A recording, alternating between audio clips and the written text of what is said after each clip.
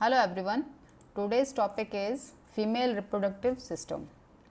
So female reproductive system को हम external genitalia को आज डील करेंगे. शुरू करते हैं. रिप्रोडक्टिव सिस्टम को समझने से पहले हम ये समझते हैं कि रिप्रोडक्शन क्या होता है. So term reproduction means it is a biological process by which an organism produces an offspring that is biologically similar to the organism. तो ये क्या है कि ये प्रोडक्शन का जो प्रोसेस है ये बायोलॉजिकल प्रोसेस है. बायोलॉजिकल प्रोसेस है जिसमें ऑर्गेनिज्म क्या करता है, ये ऑर्गेनिज्म के बॉडी के अंदर होगा तो ऑर्गेनिज्म क्या करेगा कि प्रोड्यूस करेगा अपने जैसी ऑफस्प्रिंग को. ऑफस्प्रिंग्स मीन्स अपने जैसे बेबीज़, अपने जैसे बेबीज़ जो कैसे होंगे, जो बायोलॉजिकली सिमिलर होंगे, जिनकी बॉडी फिजिक कैसा होगा, सिमिलर रहेगा अपने पेरेंट्स के जैसा, यानी कि ऑर्गेनिज्म के सिमिलर होगा. ठीक है. तो रिप्रोडक्शन क्या प्रोसेस हुआ कि रिप्रोडक्शन वो प्रोसेस है, वो बायोलॉजिकल प्रोसेस है, क्योंकि बायोलॉजिकल मीन्स क्या है कि लिविंग है, लिविंग प्रोसेस है जिसमें ऑर्गेनिज्म क्या प्रोड्यूस कर रहा है, ऑफ स्प्रिंग्स प्रोड्यूस कर रहा है. वो भी कैसे ऑफ स्प्रिंग्स हैं, सिमिलर टू ऑर्गेनिज्म. ओके. अब प्रश्न ये उठता है कि रिप्रोडक्शन जो है वो क्यों ज़रूरी है, क्यों नेसेसिटी है इसकी रिप्रोडक्शन की. तो रिप्रोडक्शन की ज़रूरत इसलिए पड़ती है कि reproduction enables and ensure the continuity of the species. क्यों? क्योंकि इससे क्या हो पाता है कि कंटिन्यूटी मेंटेन होती है, कंटिन्यूटी मेंटेन रहती है इससे, कंटिन्यूटी स्पीसीज़ की. एंड कंटिन्यूटी की वजह से क्या रहता है कि जनरेशन टू जनरेशन जो स्पीसीज़ हैं वो चलती रहती हैं. ओके. सो ये क्या हुआ reproduction, it is the main feature. ये क्या है, मेन फीचर है. मेन फीचर है किस चीज़ का, लाइफ का. कहाँ पे, अर्थ पे. तो रिप्रोडक्शन शोज़, हम ये लाइन कह सकते हैं कि reproduction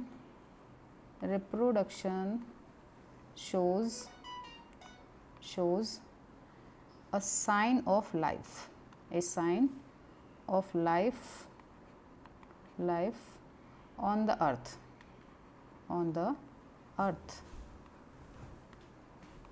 Okay. So after that reproductive system, क्योंकि रिप्रोडक्शन जो प्रोसेस है ये दो तरीके से होता है. एक है सेक्सुअल और एक है एसेक्सुअल. यानी इसमें मेल और फीमेल दो बॉडीज़ का होना ज़रूरी है. इसमें single body can perform reproduction, single body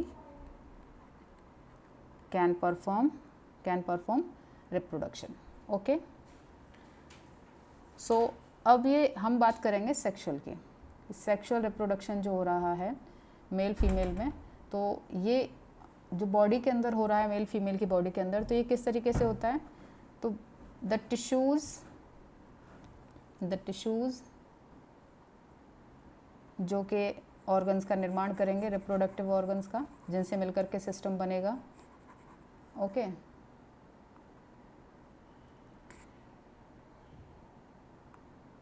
okay. क्योंकि देखिए कोई भी ऑर्गन बनता है तो वो कोई भी सिस्टम, अब ये सिस्टम है, ये क्या है, सिस्टम है. तो इस सिस्टम को कंसिस्ट करने के लिए बहुत सारी सेल्स, स्मॉलेस्ट यूनिट होती है.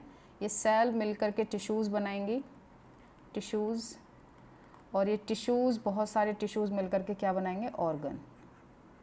ठीक है. और बहुत सारे ऑर्गन मिलकर के क्या बनाएंगे, सिस्टम. तो the tissues glands and organs involved in producing offsprings. तो रिप्रोडक्टिव सिस्टम में बहुत सारे टिश्यूज़, ग्लैंड्स और ऑर्गन्स होते हैं जो ऑफस्प्रिंग्स को प्रोड्यूस करने में हेल्प करते हैं और इन्वॉल्व रहते हैं. अगर हम फीमेल की बात करें तो in female the reproductive system include the ovaries, fallopian tube, uterus, cervix and the vagina. Female की रिप्रोडक्टिव सिस्टम की अगर हम बात करें तो इसमें स्पेशल जो ऑर्गन्स हैं जो रिप्रोडक्शन में हेल्पफुल रहते हैं, ओवरी है, फैलोपियन ट्यूब है, यूट्रस है, सर्विक्स है एंड वजाइना है। ओके और यहीं अगर हम मेल की बात करें तो in the male prostate gland, testis and penis, these are the organs which are consist the reproductive system। ठीक है, after that functions of female reproductive system, functions की बात कर लेते हैं कि ये जो सिस्टम है क्या काम करता है। तो फर्स्ट फंक्शन है इसका फॉर्मेशन ऑफ ओवा। फीमेल का जो रिप्रोडक्टिव सिस्टम है वो ओवा का निर्माण करता है, और ओवा मीन्स एक ये सेल है जिससे फिटस का निर्माण होगा। कब होगा? After fertilisation, after fertilisation, fertilisation, ठीक है, फर्टिलाइजेशन। और ये फर्टिलाइजेशन कब होगा? जब फ्यूजन होगा, किसके साथ? स्पर्म के साथ में। तो ओवा का निर्माण जो है, ओवा का फॉर्मेशन फीमेल रिप्रोडक्टिव सिस्टम करता है। और अगर हम मेल की बात करें तो मेल में जो सेल बनती है रिप्रोडक्टिव सेल वो है स्पर्म। ठीक है, यहाँ ओवा है, वहाँ स्पर्म होता है। नेक्स्ट बात करें हम नेक्स्ट फंक्शन की, तो नेक्स्ट फंक्शन है रिसेप्शन ऑफ स्पर्मेटोजोआ, यानी कि फीमेल रिप्रोडक्टिव जो सिस्टम है वो रिसीव करता है स्पर्मेटोजोआ को by the activity of sexual activity और क्वाइटस। ठीक है, तो ये स्पर्मेटोजोआ को रिसीव भी करता है, ओवम का फॉर्मेशन करता है, स्पर्मेटोजोआ को रिसीव करता है। एंड थर्ड पॉइंट है इसका provision of suitable environment. Suitable environment किसके लिए सुइटेबल एनवायरनमेंट दे रहे हैं? फर्टिलाइजेशन के लिए, fertilisation and foetal development, foetus के डेवलपमेंट के लिए। तो क्या हो रहा है यहाँ पर कि इन्हीं ऑर्गन्स में, फीमेल के रिप्रोडक्टिव ऑर्गन्स में सुइटेबल एनवायरनमेंट दिया जाता है फर्टिलाइजेशन के लिए, जहाँ पर स्पर्म और ओवम फ्यूज़ होंगे, स्पर्म और ओवम का फ्यूजन होगा और इस फ्यूजन का रिजल्ट होगा जाइगोट। ठीक है, अब ये जाइगोट फॉर्मेशन के बाद में फीटस का डेवलपमेंट होता है, और ये फीटस का डेवलपमेंट होता है, ये होगा फर्टिलाइजेशन तो होगा एम्पुला में, एम्पुला फैलोपियन ट्यूब में, और फीटस का डेवलपमेंट होगा यूट्रस के अंदर, यूट्रस की एंडोमेट्रियम में इम्प्लांटेशन होगा, वहीं पर इसका डेवलपमेंट भी होगा। तो ये सभी कहाँ हो रहे हैं? रिप्रोडक्टिव सिस्टम में हो रहे हैं। नेक्स्ट इसका काम है पार्चुरेशन। पार्चुरेशन मीन्स होता है चाइल्ड बर्थ, चाइल्ड बर्थ यानी कि जो लेबर प्रोसेस है, लेबर जो प्रोसेस है, लेबर प्रोसेस कहाँ होता है? इन्हीं रिप्रोडक्टिव ऑर्गन्स में होता है, यूट्रस में हो रहा है, सर्विक्स में हो रहा है, जिसकी वजह से जो बच्चा है, जो चाइल्ड है, फीटस है, वो एक्सपेल आउट हो पाएगा, बाहर आ पाएगा आउटर वर्ल्ड के अंदर, वजाइना से होता हुआ बाहर आएगा। एंड नेक्स्ट फंक्शन है आफ्टर दैट, फीटस की डिलीवरी होने के बाद, बेबी के डिलीवर होने के बाद में अब नीड है लैक्टेशन की।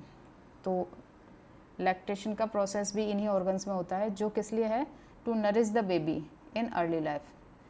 बेबी की अर्ली लाइफ में, स्टार्टिंग के पीरियड में, यानी कुछ मंथ्स, स्टार्टिंग के कुछ मंथ उसको लैक्टेशन पे निर्भर रहना पड़ता है। तो लैक्टेशन का प्रोसेस ब्रेस्ट में होता है, और breast is the accessory organs, ठीक है, which consist the reproductive system.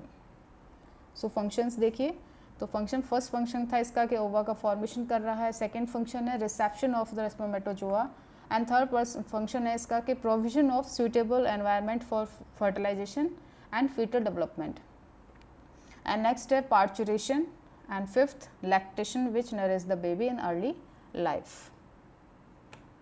Okay, after that reproductive organs. अब इन रिप्रोडक्टिव ऑर्गन्स को, फीमेल के अंदर रिप्रोडक्टिव जो ऑर्गन्स हैं, इन्हें हमने स्टडी के लिए ब्रॉडली डिवाइड किया गया है अलग अलग डिफरेंट डिविजन्स में। तो फर्स्ट डिवीजन है इसका external genitalia, external genitalia. Second है इंटरनल जेनिटेलिया, एंड थर्ड है accessory reproductive organs. External genitalia, external word जो यूज़ होता है वो आउटर यानी बाहर की चीज़ों के लिए होता है, बाहर, आउटर सरफेस। और genitalia means reproductive organs, reproductive organs. Okay, like mons veneris,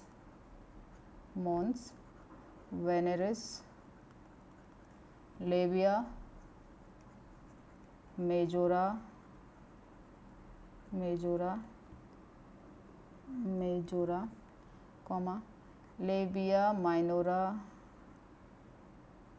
labia minora,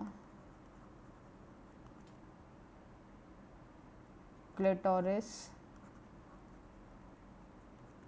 vestibule, ये सभी क्या हैं? ये एक्सटर्नल जेनिटेलिया हैं। इसके अलावा अगर हम इंटरनल ऑर्गन्स की बात करें, इंटर मतलब इनर, इंटरनल मीन्स होता है इनर, जेनिटेलिया वही रिप्रोडक्टिव ऑर्गन्स, तो वे ऑर्गन्स जिन्हें हम बाहर से नहीं देख पाते हैं। एक्सटर्नल जेनिटेलिया को तो हम बाहर से देख पाते हैं, लेकिन इंटरनल जेनिटेलिया को बाहर से नहीं देख पाते हैं। इसके लिए हमें क्या करना पड़ेगा? फीमेल को एग्जामिन करने के लिए हमें इंस्ट्रूमेंट्स का यूज़ करना पड़ता है, स्कैनिंग करनी पड़ती है, तब हम इन ऑर्गन्स को देख पाते हैं। तो ये कौन से ऑर्गन्स हैं? जैसे वेजाइना, वेजाइना का internal part vagina, uterus, fallopian tube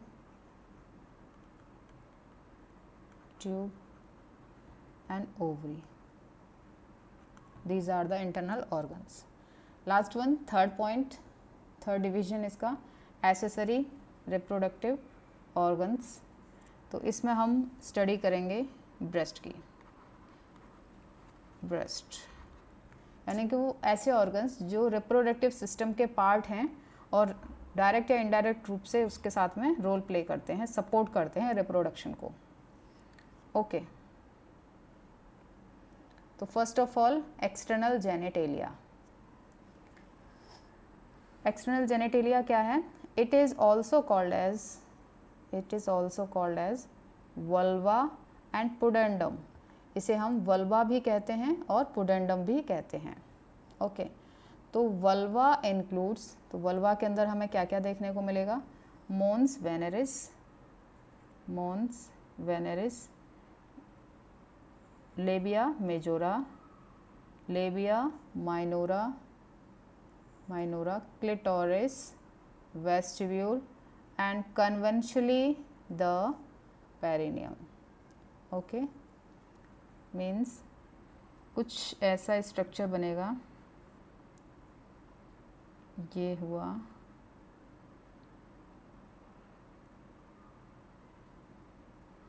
ये है पैडेड वाला स्ट्रक्चर और ये इसमें बन रहा है लेबिया मेजोरा एंड ये है अंदर का पोर्शन लेबिया माइनोरा। यहाँ पर वेस्टिब्यूल ये क्लिटोरिक ग्लैंड हो गया, ये यहाँ पे फॉर्चेट बनेगा, ये एनस हो गया।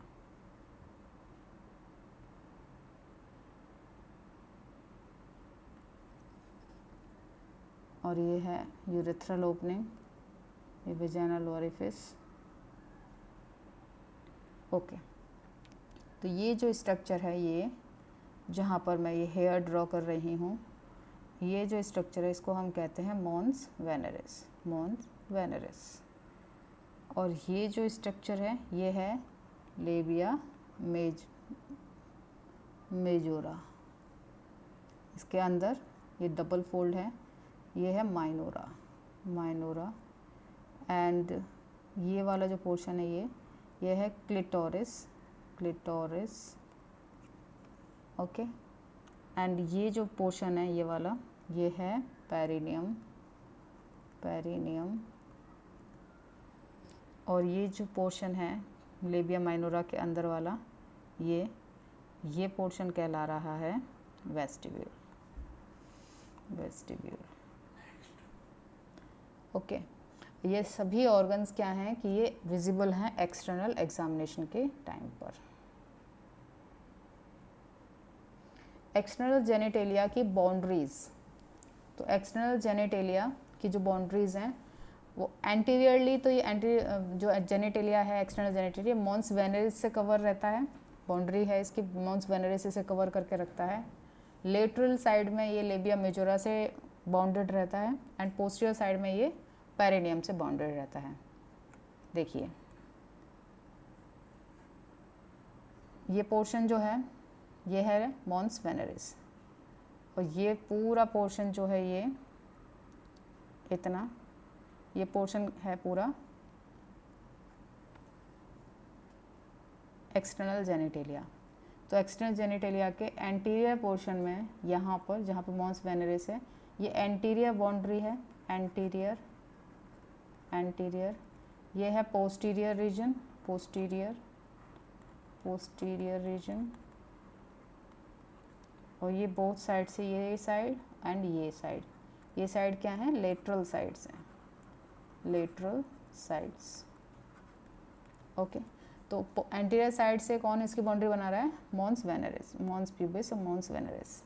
और पोस्टीरियर साइड में कौन बना रहा है, ये जो रीजन है एनएस के ऊपर, यानी कि पेरिनियम वाला रीजन, ये इसको बोलते हैं पेरिनियम, स्किन होती है ये पेरिनियम। और लेटरल साइड में ये लेबिया है, लेबिया मेजोरा है जो इसकी बाउंड्रीज बना रहा है, मेजोरा। ओके, तो ये इसकी बाउंड्रीज हो गई। सो आज की क्लास में समझा हमने external genitalia and reproductive organs and reproductive system. Reproductive system, reproduction and functions देखे हमने, क्या फंक्शंस हैं रिप्रोडक्टिव सिस्टम के। रिप्रोडक्टिव ऑर्गन्स कौन कौन से हैं, इनको किस तरीके से डिवाइड किया हमने। एक्सटर्नल जेनिटेलिया के अंदर कौन कौन से ऑर्गन्स आते हैं और इसकी boundaries. Okay, so thank you.